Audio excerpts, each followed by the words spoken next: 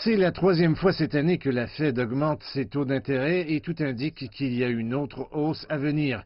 Les taux d'intérêt américains sont maintenant les plus élevés depuis octobre 2008. Cette dernière hausse reflète une évaluation optimiste de l'économie américaine malgré la montée des tensions commerciales. La Banque centrale chinoise n'a pas commenté la dernière hausse de la Fed, mais a fixé le taux de référence du renminbi à 71 points de base.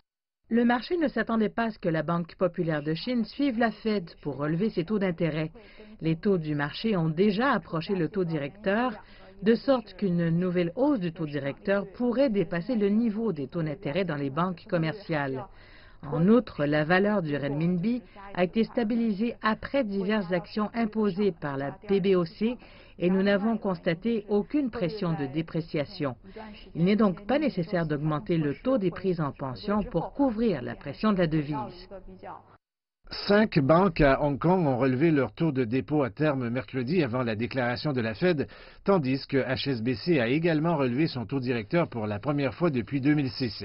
La valeur du dollar de Hong Kong s'est dépréciée par rapport au dollar américain depuis la fin de l'année dernière et se situait au-dessus du niveau des 7,85 depuis mars.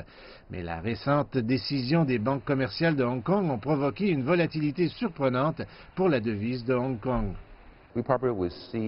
Il est probable que certains aménagements pour l'investissement seront quelque peu remaniés sur le marché de Hong Kong et que la hausse du taux préférentiel profiterait probablement au secteur de l'assurance à Hong Kong, mais exercerait probablement davantage de pression à la baisse sur le secteur immobilier. Les marchés estiment qu'une autre hausse des taux américains en décembre est presque une certitude.